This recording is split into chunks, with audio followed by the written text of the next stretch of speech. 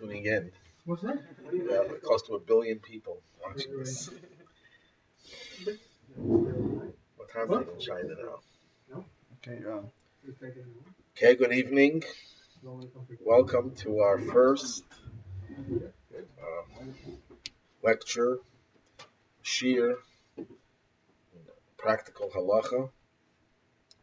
Practical in the sense that even though we're going to talk about the sources, it does have some practical ramifications. And actually, this Shir tonight is a reaction to a incident that happened in Shul on Shabbos.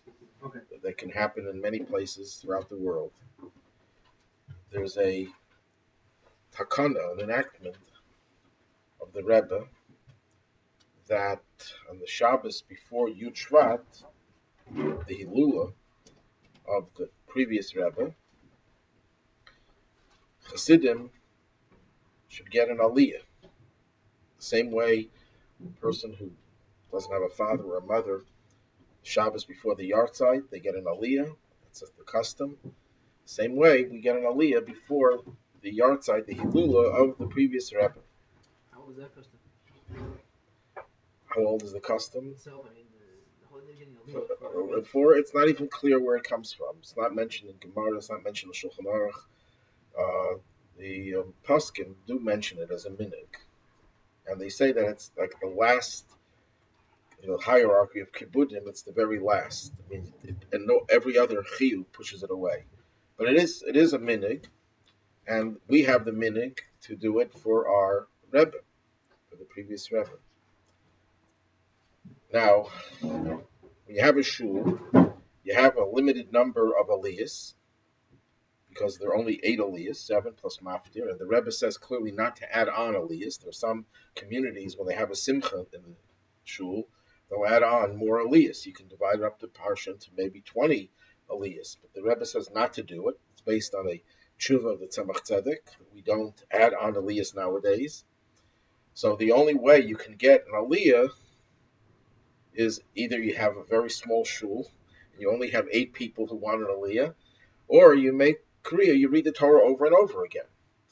Well, in the shul, the Kohein who was there in the shul was asked to leave, so that those who wanted to get an aliyah, Kohein was not necessarily interested in getting the aliyah because of that particular day, but he was asked to leave, and the Kohein was upset that he was asked to leave, and the question arose, are you allowed to ask a Kohen to leave in order to give an aliyah to another person because he has a chiyuv, whatever the chiyuv is?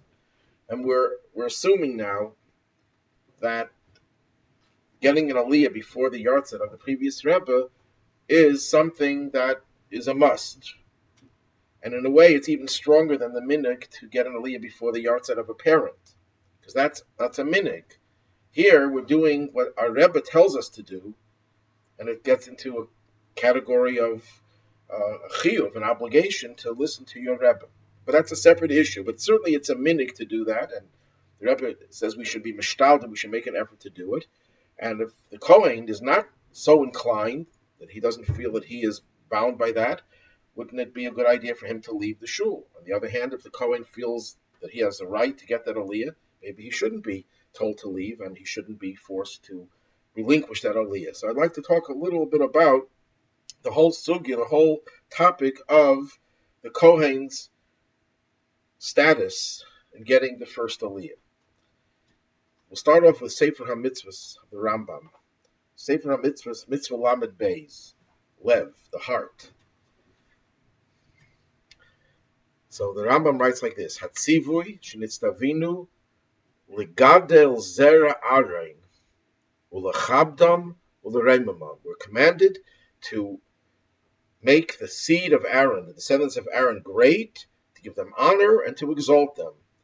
V'nachshivam b'mailas hakdusha. We should regard them on a level of holiness, on a high level of holiness, v'hakavod, and honor. So the Rambam makes it very clear that there's a biblical obligation to give kavod, to give honor to the descendants of Aaron, to Kohanim. And then later on he says, The reason for this is Kol Zeh Kavod LaHashem Yisrael. You're giving honor to God. Because God took them for His service and offering His sacrifices. And what is it based on? It says, "You shall make him holy." Boha Pirush, and the commentary and the oral tradition comes to clarify this. In all matters of holiness, he has to be sanctified. And he gives an example. I'm not going to go through the whole thing. Liftayach b'Torah rishon, that he's the first one who begins the reading of the Torah. And he brings a Sifra, he brings other sources. What is clear from this Rambam is that there is a biblical obligation to give a Kohein the first Aliyah. If it would be a rabbinical obligation, it would also be an obligation. But here it's much stronger. It's a biblical obligation. If you look in the Minyan HaMitzvahs of the Rambam, the beginning of the Mishnah Torah, he has Minyan HaMitzvahs, the count of the mitzvahs. Same thing, Mitzvah Lamed Beis. The Rambam says the same thing, but just more briefly. He says, Lachle kaved lazare shel Aaron, to apportion honor to the seed of Aaron, ulahakdimai l'chol davar shebekadusha, and to give him precedence to all matters of holiness. Shenemar, as it says, v'kidashta, you have to sanctify him. The only question here is the diuk on the Rambam's lashon. Why does he use the term lachle kaved lazare shel Aaron, to the seed of Aaron? In every other mitzvah where he mentions Kohenim, he says Liyas HaKohenim Leibshim La'avei the Big Kahuna, and Las Limsheich Kohenim Gedalim, Liyas Kohenim Eidim B'Migdash, Liyas Kohenim Mitam L'Kriveim. He always uses the term Kohenim, except over here he says Zari Shal Aaron. So we'll talk about that a little later. It'll come in. But meanwhile, we have clearly, Rambam is clear that it is a mitzvah minatera to sanctify a Kohen, and that translates into giving him the first Aliyah. Now, this is based on a Gemara in Gittin. Just parenthetically, it's very interesting. You see the Seder of the Rabbi Yehuda Hanassi is so different from our concept of Seder. You're learning in Masechta Gittin. What is Gittin about? Gittin, divorces. And here we're talking about a Kohen has to get the first Aliyah. So what does it have to do with a divorce? The wife says she wants the first Aliyah. I mean, what's the reason for the divorce? What is connection to a divorce? There's no connection. But in the fourth parak, it talks about sending a get through a shliach, and then going to a bezdin and saying, no more shliach. I don't want my shliach to be in my stead, and I'm taking away his authority to give the get. Now the poor woman doesn't know, and the shliach doesn't know. He gives her the get, she remarries, and the children are mamzerim, because she's not divorced. So the Chachamim made a takana not to allow the person to renounce, to be mevatel the get. So it's tikkun ha'olam. It's in order to repair the world, make sure nothing bad happens. And the parah goes on with all sorts of things that are done with tikkun ha'olam. And it continues into the 5th chapter. And from tikkun ha'olam, it goes into darkei shalom, things you do for peace. And we're going to soon see that giving a Kohen the first Aliyah has something to do with peace as well. So that's just a parenthetical. How it's interesting how Gittin gets into a discussion of Kohen Levi Yisrael. So this is what the Mishnah says. Elu Dvarim Amru Pnei Darkei Shalom. These are the things that are said because of peace. Kohen Keira Rishon v'Achrav Levi v'Achrav Yisrael Pnei Darkei Shalom. A Kohen reads first, then a Levi, then a Yisrael, because of peace, to make sure that it's a peaceful shul, which the Gemara will explain. So the Gemara asks, Menahan and Mili, how do we know this? That the Kohen gets first, the first Aliyah, then the Levi, then the Yisrael. And it brings a few psukim. One pasuk it brings, Vayichtav Moshe Satayra Hazais, Vayitna El HaKohenim B'nei Levi. Don't we know that Kohenim are B'nei Levi? Tell you that a Kohen goes first and then the Levi. Okay, that's one pasuk. Another pasuk, V'nikshu HaKohenim B'nei Levi. And the Kohenim, the sons of Levi, shall approach. Don't we know that Kohenim are B'nei Levi? To tell you the Kohen goes first, then the Levi. And Rav Ashi brings another pasuk where it says, B'nei Amram, Aaron, Moshe, V'yavdal Aaron l'hakdisha kodesh kedashim. that it talks about Aaron and Moshe, and Aaron was separated to be holy of holies. So you see, Aaron goes before the Levi, which is Moshe. And a fourth pasuk is Vikidashta, a pasuk that the Rambam brings, that l'chol davar kedusha, you have to give the Kohen precedence. And he brings a brisa, Tana de Rabbi Shmuel, Vikidashta l'chol davar shebikdusha leftayach rishain, that in every matter of kedusha, of holiness, such as beginning the reading of the Torah. Okay, so here we see very clearly that the Gemara brings 4 psukim to tell you that a Kohen goes before a Levi. What does that tell you? That it's deraisa, that it's a biblical obligation. However, in Yerushalmi, there's a discussion whether it's biblical or rabbinical, and Tosfos in Chulin, Tav Pezayin, says clearly it's only an asmachta. It's only a rabbinical obligation, and it's supported by psukim. The Bach in Yeredeya, Siman Chav Ches, says that the Rambam holds like that as well. How could that be? The Rambam says clearly that it's a matter of kedusha. He brings a different Rambam. He brings the Rambam in Perek Daled Mehilchas Klei HaMikdash, where the Rambam talks about the dinim of the Beis HaMikdash, and in Perek Revi he brings the din Hakayinim Huvdu Michlal Halaviyim LaAvedas HaKabanas Shenemer Vayavdel Aaron LaHakdisha Kedesh Kedashim Mitzvahs asay lahavdu lahakainim ulakadsham ulahachinam lekarban shnema b'kidashtei ki is lechem alikecha makriv. So what does the Rambam say? What's the mitzvah? The mitzvah is to sanctify a kohen, so he should be doing the sacrifices. Then in Halacha Beis he says, "V'tzarach kol adam Yisrael linig behen kavod harba." You have to give him kavod ulahagdim oisom l'chol davar shebekdusha, and to give them precedence in every matter of kedusha leftayach b'teir rishon, to be the first one to read the Torah. So the Rambam here makes it sound like the Bach says, this is how the Bach learns, that it's not, that Minat Torah, the mitzvah is to designate the Kohen to bring sacrifices. What about the part of giving him precedence? That's a subset, that's an extension of it, and it sounds like it's midrabanan. Get the Bach.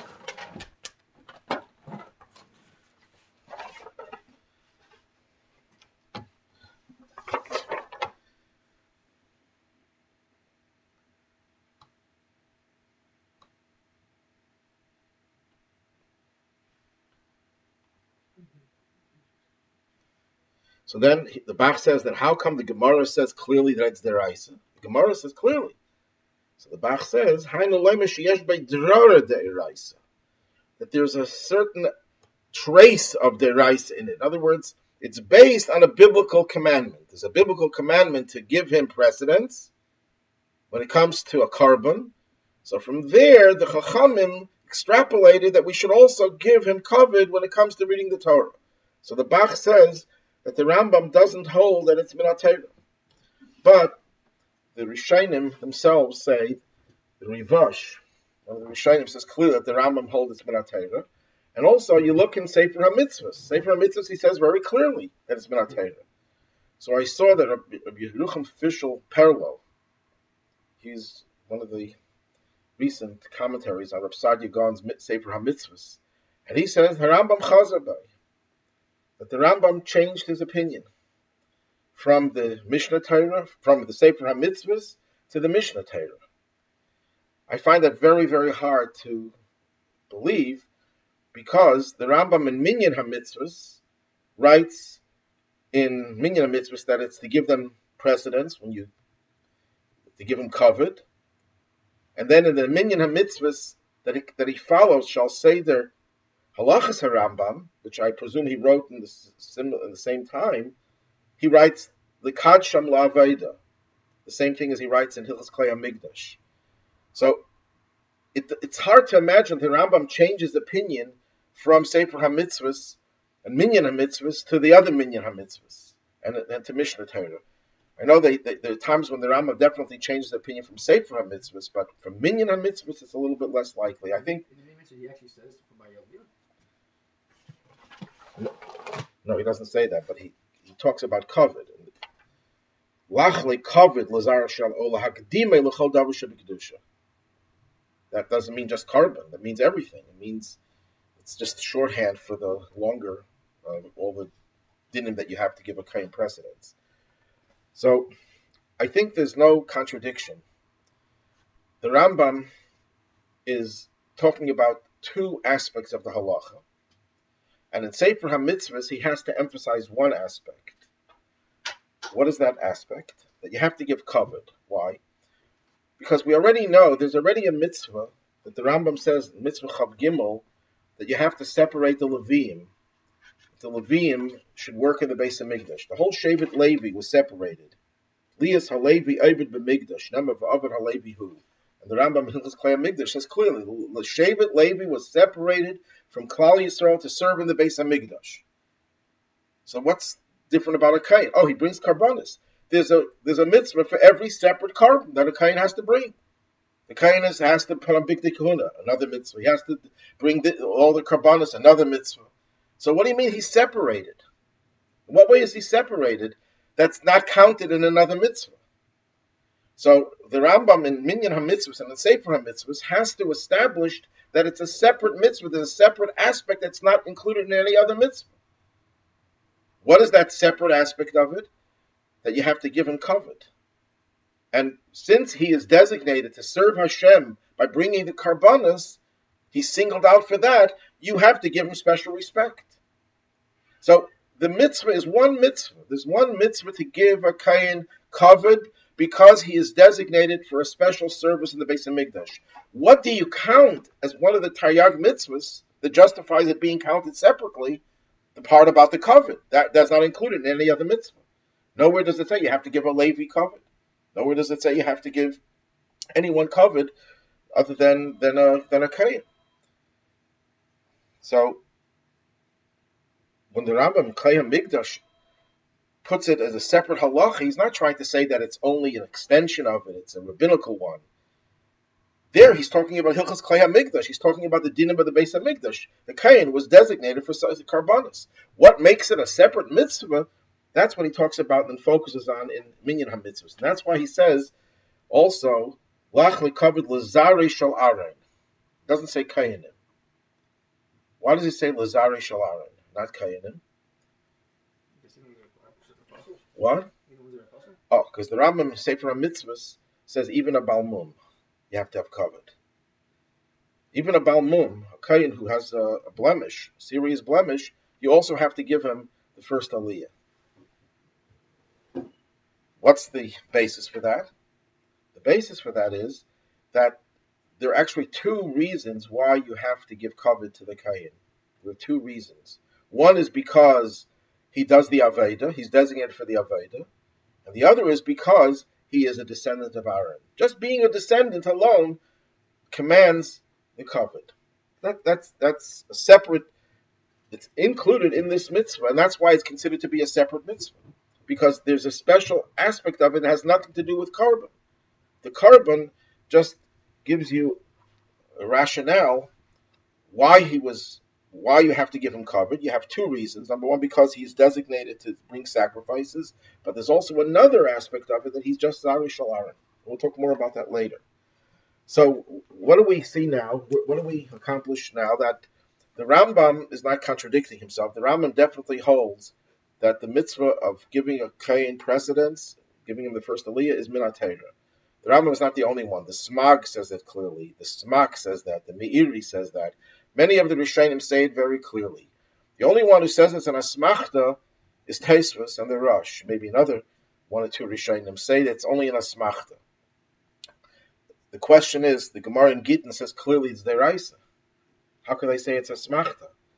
So the Karban Nesanel, his commentary on the Rosh, and also in his Hagais and Shulchan Aruch, and the Siva Chaim, says that it depends which pasuk the Gemara uses. If you use the psukim that tell you that Kohen goes before Levi, according to those psukim, it's deraisa. But if you use the pasuk v'kidashtei, that pasuk is only talking about sacrifices. It doesn't really tell you anything about kavod, so it's only an asmachta. Okay, but even Tosfos and the Rosh, the Levush says that they agree that even though they hold it's only midrabanan, but now that everyone knows that you're supposed to give a Kohen the first Aliyah, If you don't give him the first Aliyah, if you do give him, you fulfill the mitzvah of B'Kidashte. Though it may not be obligatory, it's not B'Kidashte, now you fulfill that mitzvah. Okay, so we have very clearly that the Rambam holds that is deraisa. The Alter Rebbe in Shulchan Aruch, Siman Reish Aleph, says clearly, mitzvahs esem natayra lahagdim akayin. And he gives the example, kigan liftayach rishon b'kriyas hatayra. Other examples is where you have to give the kain precedence. He says very clearly it's a mitzvahs esem natayra. Okay, so that's how the Alter Rebbe paskins. So we're dealing with a very serious issue of telling a kain who we have a chiyuv min hatayra to give him the covenant and give him the first aliyah, and to tell him to get out of the shul, or just let us give someone else an aliyah. How do you deal with this? But we don't have to just base it on svara. Let's go back to the Rambam and Sefer HaMitzvahs. Again, the Rambam and Sefer HaMitzvahs, after he says that you have to give them kavod, he says a few words. V'afilu yisarvu l'kach le'nishma lahem. And even if they refuse the kavod, they don't want the kavod, we don't listen to them. We have to give them that kavod. It's bal karchach. Now the Gemara, it brings a sifra that says v'kidashte bal karchai. Most learn pshat over there that it means simply that he can't say, I want to marry a divorcee. But that you're a kayin, you can't. He says, I'm meichel, I don't want to be a kayin. That's how we learned b'pashtus, that he can't relinquish his status as a kayin and get married to a divorcee, go to a cemetery. But the Rambam says clearly, when it comes to kavod, he can't deny the kavod. Why? Because the Rambam says, Kol ze kavod l'Hashem yisal. It's the Eibishter's kavod. So the Rambam in Sefer HaMitzvahs makes it very clear that the kayin has no choice, and if he has no choice, we certainly have no choice. We certainly can't say to him, be meichel, give up, relinquish your rights to this kavod. So you have to give a kayin. According to this, there would seem to be no way out. However, the Mordechai,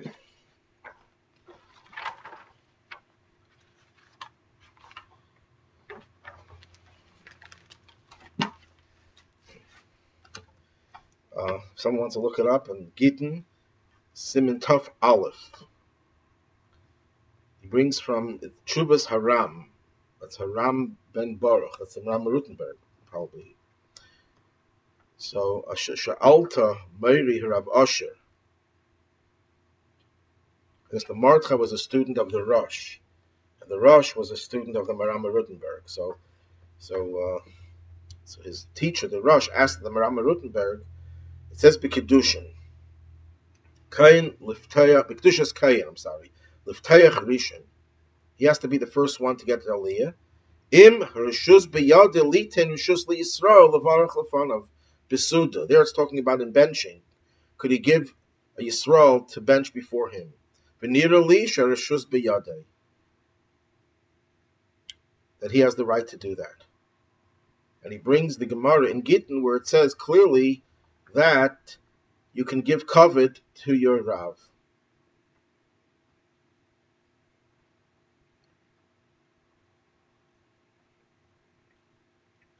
Okay. We'll soon see the Gemara a little further. There's another aspect of this whole shaila which we didn't get into yet. So the Mordechai says that a kayin fundamentally could be meichel.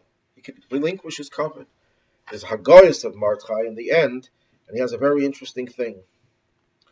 He says there's a story that a kayin was working for Rabbeinu Tam.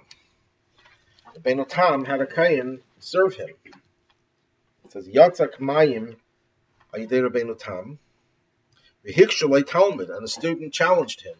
It says Hashaninu, didn't we learn b'YerushalmiAmishtamish b'Kohuna Ma'al, that if you use a kayin, you're like violating the law of using something holy? And nowadays they don't have holiness because they don't have the big kahuna. So the Talmud asks, so then they shouldn't have any kedusha. he should be allowed to marry a divorcee or a geyeris, or any of the other restrictions should be off. So Rabbeinu Tam, b'shasik Rabbeinu Tam was silent. He didn't have an answer, it seems, or he didn't think it deserved an answer. Okay, v'heshev harav Peter, Rabbi Peter. Sounds like Peter. Rav Peter answered, "That even though he has kedusha, the kohen is holy now, but he could be meichel. He could forgive it. He could relinquish it. He could forgo his honor." And he brings a Gemara in kedushin to prove it. The Gemara asks a question: what happens if a kohen is an eved ivri? He was sold because he was a thief, and he was sold as an eved ivri, and he wants to stay longer. So what are you supposed to do? He's supposed to bore a hole in his ear. So the Gemara brings a pasuk that a kohen doesn't get the hole in his ear. He doesn't stay on as an eved. Why does the Gemara have to bring a raya, proof from a pasuk? How could the kohen be meichel and become a slave? Mela, the first 6 years he was sold because he was a thief, but afterwards, how could he stay on when he's clearly not allowed to be used by anyone? How could he make him work for him? Elavade matzi machil. He could be meichel. Okay, so we have a raya from the Gemara in Kedushin that There's even what? Not only there's even in the time of the Beis Hamikdash. Yeah. Times of the Beis Hamikdash, you have a raya that you could be meichel. Like something Rabbeinu Tam said was not there. Yeah. Here seems to be going. But even then, you could be meichel. Yeah, that's a very good point.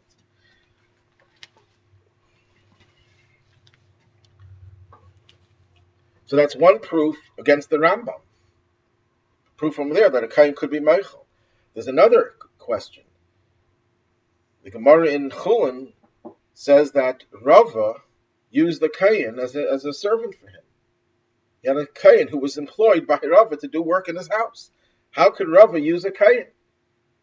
Apparently he was meichel. He had to be meichel. Then above a comma, this Rami Bar Chama used Reb Chisda for something. Reb Chisda was also a kohen. How could he use a kohen? These are the questions that the Magen Avraham asks. And then there's the biggest question. The Gemara in Gittin says clearly that why do you need Darkei Shalom? Why does it say that the kohen gets the first Aliyah because of peace? It's a mitzvah in the Torah. You're supposed to give him the first Aliyah. So the Gemara says that if he wants to give, let's say, a big Talmud Chacham, he's allowed to forgo his honor, but because it'll cause disputes, if you're going to start giving this person instead of you an Aliyah, someone's going to say, why not give me? So in order to prevent disputes, the Gemara says, that's Darkei Shalom, that's why a kohen cannot forgo. So it says clearly in the Gemara that a kohen could be meichel his kedusha. The only reason he can't be meichel is because of the disputes, and we'll get into that a little bit later. But mitzad the kedusha of a kohen, you could. So the Maram Shik, one of the Achrein, the Talmud of Chassam Sefer, and Rabbi Kalmanson from France, he doesn't bring the Maram Shik, but he says the same thing, but he elaborates very much. He goes back to what I said before, that there are two separate dinim, there are two separate reasons why a kohen has special status, that he has to be the first one to get an Aliyah. One is because he's designated to serve Hashem by bringing sacrifices that no one else has the obligation to do. He's special in that regard. And then there's another one that he happens to be a kohen, a descendant of Aaron, which very much fits into the language in Minyan HaMitzvahs, L'zarei Shel Aaron. So the Maram Shik says, when does the mitzvah of Kedusha apply to a kohen that you can be meichel? That's what you're talking about, a kohen who can do the service in the Beis Hamikdash. It's not his kavod. It's the kavod of Hashem. He's serving Hashem. He's working for Hashem, and he forgoes his honor. Whose honor is he forgoing? He's forgoing Hashem's honor. Hashem told him he's working in the Beis Hamikdash. Who gives him a right to say, you don't have to give me honor? But when it comes to his status as a kohen, that's his personal. The Marcha even uses that term, that it's his, just like a Talmud Chacham could forgo his honor because the honor is his. He worked hard to learn, so he deserves that honor. The Kohen has, the Torah gave him a special status, he can forgo it. So, therefore, that answers all 4 questions. The question of Kohen Nirtza, the Kohen who's supposed to get a hole in his ear, once he gets the hole in his ear, he's a Balmun. A Balmun can't do the Avodah in the Beis HaMikdash. So he only has one din. He has the din of a Kohen who's not serving Hashem. Just the fact that he's a Kohen. Oh, you're a Kohen, you have to give honor, but that you could forgo. That the Rambam would agree you could forgo. Then it answers the question in Bava Kama and in Chulin, where the Amoraim used Kohenim to serve them, because that's Bisman Hazeh. Nowadays, they're all Tamei, and even if there'd be a Beis HaMikdash right now, as we stand right now, none of them could do the Avodah, and maybe even if they wouldn't be Tamei, there's no place to do the Avodah anyhow. So there's only one din, and I guess you have to say the same thing. The Gemara in Gittin was talking about Bisman Hazeh, the current day and age. Therefore, Bisman Hazeh, you don't have any din of Kedima Mitzad B'Kidashte. That din is not Minatera anymore. The only din you have nowadays is the din of he's a Kohen, but that you could be Meichel. Nowadays, even that is deraisa, but that you could be Meichel. If he relinquishes it in the shul, does he have to walk out of the shul? Oh, we'll still get to that. That's a very good point. But we're only talking now about the biblical obligation of giving a Kohen covered. That it could be that everyone holds, including the Rambam, that you could be Meichel that. You could forgo that. How do we paskin like this? So the Alter Rebbe talks about it very clearly. There's a Ramah in Simin Kuf Chav Ches, in the dinim of Duchening, you see his Kapayim. The Ramah says clearly, paskins clearly like the Mordechai, that a Kohen could be Meichel his covered. Very clearly. The Alter Rebbe brings 2 opinions, if he could or not, and the Alter Rebbe says Ha'ikir Kisvar Harishayna, that a Kohen could be Meichel. Okay, it's interesting that the Alter Rebbe has Mar Mekaymis. He has references. In his references, who is the opinion that says you can't? The references are the Taz, the Das Rabbeinu Tam b'Mordechai. He assumes that the Rabbeinu Tam, who didn't give an answer, holds that you can't be Meichel Bisman Hazeh. Then why did he keep this Kohen as his servant? So you might have to look for another explanation of Rabbeinu Tam. But he doesn't bring the Rambam. You pay him, you can't have him. What? You pay him, you can't You can't make him work for you. he was paid. He wasn't paid. He wasn't paid. He was serving him as a Talmud serves a Rav. He wasn't paid. But anyhow, he is the opinion, the Loiker of Peter. Why doesn't he bring the Rambam as the marker? The Rambam says clearly that you can't be Meichel and say for mitzvahs. So it could be that since it's Bisman Hazeh, the Rambam is not a marker anymore. That would be a raya to that explanation. At Bisman Hazeh, there's no source that says you can't be Meichel. The only source that could possibly be is Rabbeinu Tam. The Rambam, we just established, says that yes, it's Minat Torah to give him, but Bisman Hazeh, nowadays, the only chiyuv is mitzad he's a Kohen, not because of his avodah, because of his special service. And that you could be Meichel. That's why he doesn't bring the Rambam as a marker. The Miram Shik also gives another explanation, another thing. He says that it could be that the Rambam holds that when you're mechabit someone,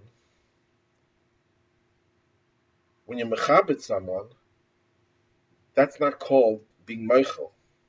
There's a difference between mechila. Mechila means someone says, I want to call you up, you're a Kohen. He says, I don't care. Give it to anyone you want.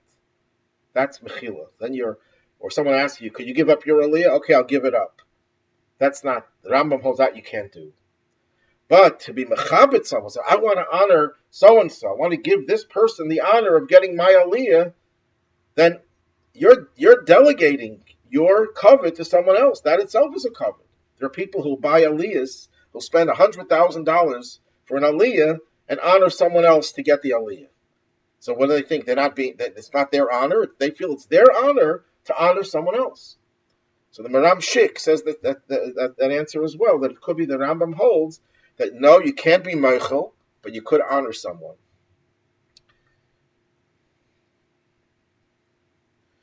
Okay, so what do we have so far? We have it established that according to the Alter Rebbe, the Ramah, and it seems from most Rishonim, hold that a Kohen could be Meichel his honor, and even the Rambam, who says the Kohen can't be Meichel, the Rambam agrees that Bisman Hazeh, either nowadays he could be Meichel, or to honor someone he could. And the proof that the Rambam holds like that is, number one, in the Mishnah Torah, the Rambam doesn't say a word about if he could be Meichel or not. Sefer HaMitzvahs, he says he can't be Meichel. In the Mishnah Torah, he doesn't say a word about it. Why? It's not clear yet why he doesn't say a word about it. Someone says, I just want to say, bring some svarim and say that he's relying on what he writes in Sefer HaMitzvahs. I don't think that's... But since when did the Rambam not write halachas? Because he already wrote in Sefer HaMitzvahs. But it could be, since the Rambam holds that there's a difference between Mizman Hazeh, and there's no clear statement that says that's the difference. He didn't want to write a new halacha, so he just left it out. And you have to figure it out yourself. It's a little deichik to say that, but that might be. But also in Pirush HaMishnayos and Gittin, the Rambam says very clearly that you could be Meichel. Except mitzad another reason, which we'll go into right now, you can't because of the machlekes part of it, but otherwise you could be Meichel. So the Rambam clearly says you could be Meichel, or honor someone. He only says you can give someone else who you want to give, someone who's more distinguished than you, even less distinguished. But now the issue is, the bigger issue seems to be the issue of Darki Shalom. The Gemara says, as we spoke before, that the mitzvah of giving the Kohen first comes from a pasuk. So the Gemara says, then why does the Mishnah say Darki Shalom? So the Gemara concludes that even if the Kohen wants to give it to some distinguished person, which he would be allowed to do, but because of the possibility of machlekes, he shouldn't. And the Gemara says that's on Shabbos, when there's a big crowd in the shul. Mondays and Thursdays, when there's a small crowd, it's all right. You can give it. There won't be any fights. There's enough aliyahs for everyone. You can give it to someone else. The Taisva says, and the Shulchan Aruch paskins, that nowadays, Mondays and Thursdays, we also have bigger crowds. Depends where, I guess, but they're talking about in places where they have bigger crowds. So Monday and Thursday is the same thing. You can't take it away from the Kohen. So it seems over here very clearly that you can't delegate it to someone else. However, the Beis Yosef brings from Rav Natronoi Goin, one of the Gainim, that you could give it to someone else. You could, even mitzad the Darki Shalom, you could give it to someone else. And he says, Avor of Amram, and Rav Amram writes, Kol Heichad Ika Kain, and you can't give it to a Yisrael, Kachas Rav Natronoi, even a Kain Am Haaretz goes before. But then, afterwards, he writes,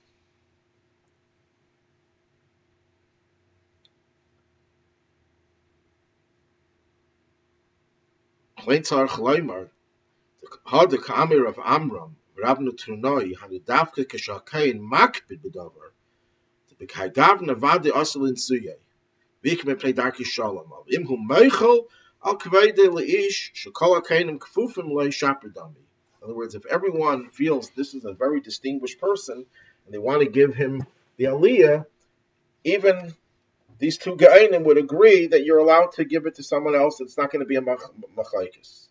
If the Kohen is Meichel. What? If the Kohen is Meichel. The Kohen is Meichel, yeah. But if the Kohen is Meichel, then it's covered. Oh, okay. The Kohen is Meichel, then you could give it. You're not afraid of machlekes because everyone says, of course we want to give it to this person. He's a very distinguished person. We want to give it to him. So the Taz disagrees with the Beis Yosef. How does the Alter Rebbe hold? We don't have Alter Rebbe on that Siman. But in Siman, Kuf Chav Ches that I mentioned before, the Alter Rebbe says, when he talks about could you be Meichel, says, Va'ika Kisvar Harishayna, that you could be Meichel. And he says, Shaharei Yachal Lite Rishus Li Yisrael Likreis Ulevarach Lefanav, Alpha Pish Ein Le Hana Mizeh, K'meshakasa B'Simei Kuf Lamed Hey, V'Reish Aleph. Ve'ein eimer b'kidashli bal karchai. You only say things that are totally in kedusha, but this you could be meichel. And then he says, the end, that if the Kohen wants to give it away to someone, that's his covet.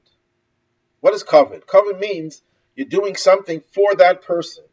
If the person says, I don't want the Aliyah, I want someone else to get it, that's his honor. And therefore, the Alter Rebbe paskins clearly that you can give it to another person.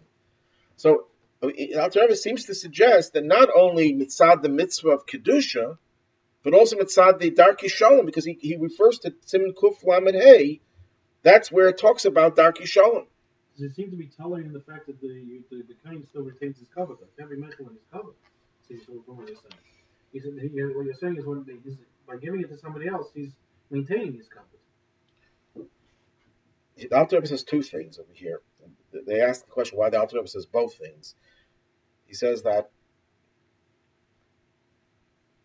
they can't be meichel, they're covered.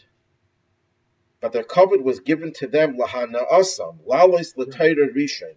It's for their hana, for their pleasure. So it's their hanaas haguf. That's why they could be meichel. And then he says, it seems Rabbi Kalman said another one of his in the article. He seemed to write three times in different places about this. He says that the Alter Rebbe is saying two explanations, but whatever the Alter Rebbe is saying, he makes it clear that you could give it away to Yisrael. Could somebody request it for you to give it away? We'll soon get to that. He has to want to do it. He has to want to give it away. It seems like it's his covenant. Right, it's his covenant. That's He's right. not giving up his covenant. He's retaining his covenant by giving it to somebody. Right, but it's his hana. It seems that he's saying two things. Number one, even if it would be lacking in his covet, it was given for his pleasure. So if he doesn't have pleasure from it, then you don't have to give him covet. And then he's saying that is his covet. It's a stronger. That is the covet. I found Shalos Chuvas from a contemporary Hungarian Pesach. The what's his name? Divrei Shalom. He was what was the name of his? I forgot where he was a Rebbe or a Rav. He gave hashgacha on things. So he has a Lubavitcher who writes him a letter. Menachem Gedalia Shachat from Montreal. You know who that is? Is that related to the Shachat in Venezuela? It's a brother. So he says there's a place where there's a minyan mitzumtzum, very small minyan, and they want to read the Torah, and they don't want to call the Kohen. If you could send the Kohen out, he says brings the Alter Rebbe Shulchan Aruch, that the Kohen could be Meichel. And he goes on to say that that's not what the Alter Rebbe means. He says why? Because the Alter Rebbe is only talking about the mitzvah of kedusha of the Kohen. He's not talking about the Darki Shalom, about the question of it's going to upset the peace in the shul.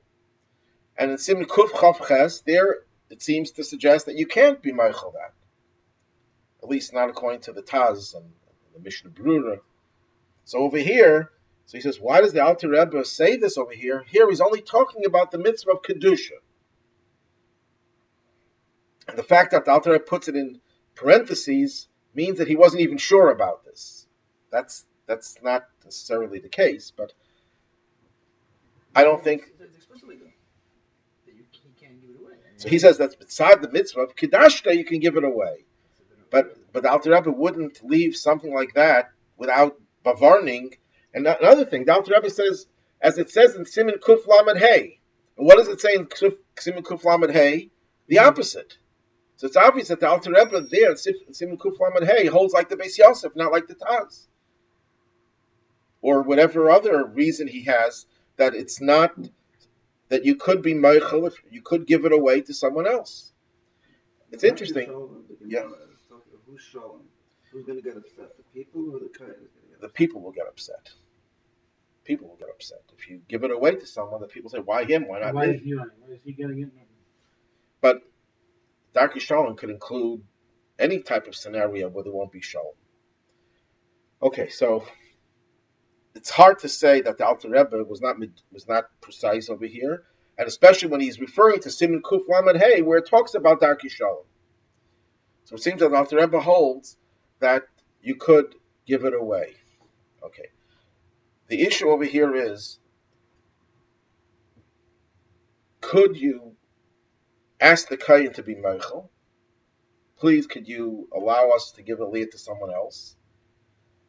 The best thing is if you tell him to go out, and he's willing to go out. If he's not willing and you throw him out, then according to no Pesach, the Alter Rebbe wouldn't agree because he's not Meichel. He has to be at least be Meichel. But if he's not Meichel, and I think he has to be Meichel B'Lev Shalom, he has to really want to go out. But if he's not Meichel, then you have no right to give someone else the Aliyah. And also, it's better for him to go out, it seems from many poskim, than to have him in the room and be Meichel. What's the reason for that? Because there's another Shaila. It says over there, let's say on a Tanis. I think it's the Magen Avraham, brings on a fast day, and the Kohen didn't fast. You can't give a person an Aliyah who didn't fast on a fast day. The Kohen didn't fast. So what do you do? So it says you should tell him to leave. Why? Why not let him stay there? Because if he stays there and you don't give him the Aliyah, what do people say? Something's wrong with him. He's a cholol. He's not a kosher Kohen, whatever. So telling him to go out, that's better for his own covet, and the covet of his family. Because even if he says, I don't care about my covet, people will say, well, what about your children? If people are going to think you're not a kosher Kohen, your children won't be kosher. So it seems that the best thing is to ask the Kohen to go out. But what happens if the Kohen says, I really don't want to?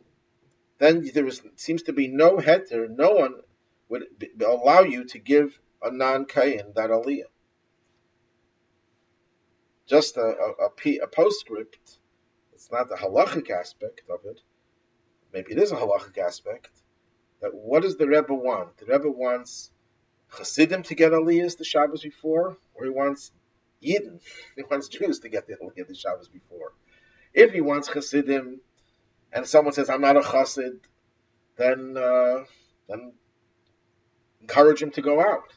But if the Rebbe wants Jews to get the Aliyah, obviously there's a limited amount of Aliyahs, so the people who really want it will make sure there's a minyan to lane again. That's what the Rebbe says. There's not enough Aliyahs, you lane a second time, a third time, as many times as you need. In 770, they probably lane 1,000 times. Where's the letter addressed to? Which letter? Yeah. It's addressed to all. Take a look in the Basalagani.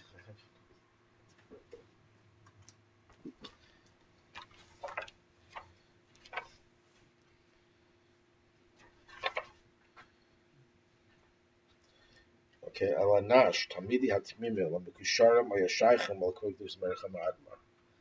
So, but if you ask the Rebbe, who does that refer to? Who's shy to Everyone, every Yid. There's an order. Okay. Yeah. Okay, what does he say over here?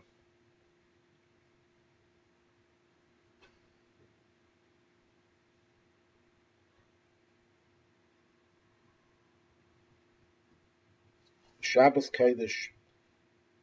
Rabbi said, "Hini bezel hatziyah." Shabbos Kodesh l'fnei yatziyah yishtadlu l'lavos the Torah.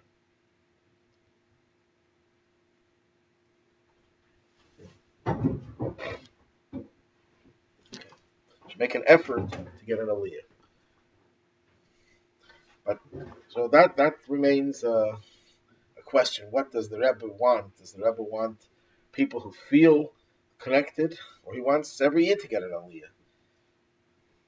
In any case, he's not Michael, so But certainly, you have to explain to the person and ask him if he feels that he wants the Aliyah, then you can give it to him with simcha.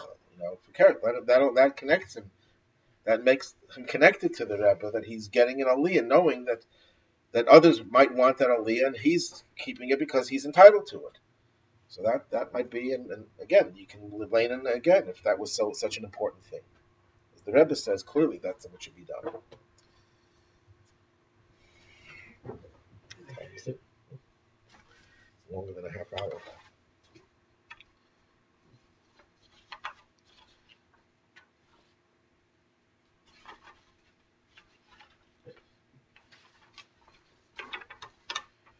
Moshe Feinstein and Igros Moshe he talks about Monday and Thursday. He says that Monday and Thursday is different from Shabbos. Even though nowadays Monday and Thursday it says in Shulchan is like Shabbos, that you shouldn't change the order around. He says that's not a fixed thing. That depends on if there are crowds or not. So he says on the Monday and Thursday you can tell a kind to leave in order to give a certain person who has yartzah. But not Shabbos. It seems not Shabbos. And tell him with his But agreement. the Maram Shik, and there are other poskim also. The Maram Shik was a Talmud Chasam Sefer, based on the Chasam Sefer, seems to say that if it's a takanas hatzibur, if it's something that the community has an enactment, this is what the community does, then everyone knows it's not going to cause any fights. Everyone knows this is the enactment of the community. We give certain people these aliyahs, like in Simchas Torah. Simchas Torah, they had a minig in some places not to give the kain. It's very, very fascinating if you look in the.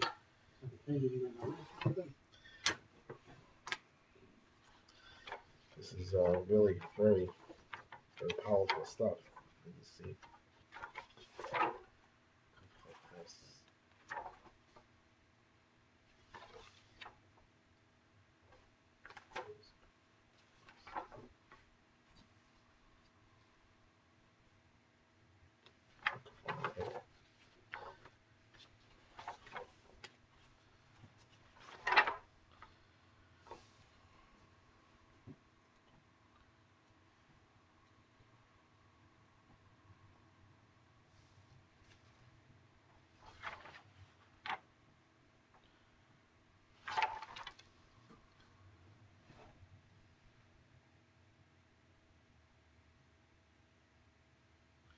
Here brings the mother of Ram brings. Imam Minig, if there's a custom, likles b'mois to purchase mish yikar rishon, paschalos hatera, bebracious, someone to get chasam bracious. If that, or it doesn't say necessarily it's Simchas Torah, it could be Parshas Bracious. So im kana eisa Yisrael meichel hakayin al kabayde v'yaitim bebeis haknesses. That's what What? Shas gracious. Shas gracious is Yeah. Parshas, it's Parshas Bracious. And pamachas, and one time it happened, leiratza hakayin latis bebeis haknesses. Mutter l'chvaisa yidei hashiltin latis bebeis haknesses. You're allowed to call the police and have him ejected from the shul. Kedei shalai yisbatel haminig v'kavod hatera. Va'afilu lo yatsa, the Magen Avraham says, Yikra Yisrael. Miyum malash v'marik le'mash v'kein. Dim kein en l'space idea shulton. So it's a machlekes if you could chase him, if you have to chase him out, we can call the police. So it has the minig to give this person an Aliyah Yisrael. So what's the svara? What do you mean? The minig could go against the halacha that you're supposed to give a kain first? So some say because everyone accepted that minig, even the kainim. The original kainim accepted that minig. Then there are some poskim who say that the whole halacha over here is talking about a public shul, but if the shul belongs to a private person, then the kain has no right to say, I need that first aliyah. Who told you to daven here? You can go someplace else. This is not your shul. The Munchas Halacha brings that from the Zidichever. But it gets very complicated over here. The best thing is to give the kain the first aliyah. If there's a kohen in the next room, Yeah. you have a chiyuv call him. No. Why should you? So that's the basis of sending him out. At the time when you uncover the Torah and you start with the aliyahs, he's not there. You can't call him. He's not there. Yeah, but if he doesn't want to go out, you're forcing him out. That's hepech covered for him. Then they say if the kohen already davened in another shul, he just happens to walk into the shul, you don't have to give him an aliyah. Paskin like that also. No, obviously you can't force someone out, but I'm saying the idea is that it's a well, in common our case, the kohen did go out. The question is, was he asked? What? Was he asked or was he told? Well, even if he was asked, but if a person goes, He certainly didn't display. and it wasn't with a full heart, it wasn't with a full heart. He was muscleless. That he.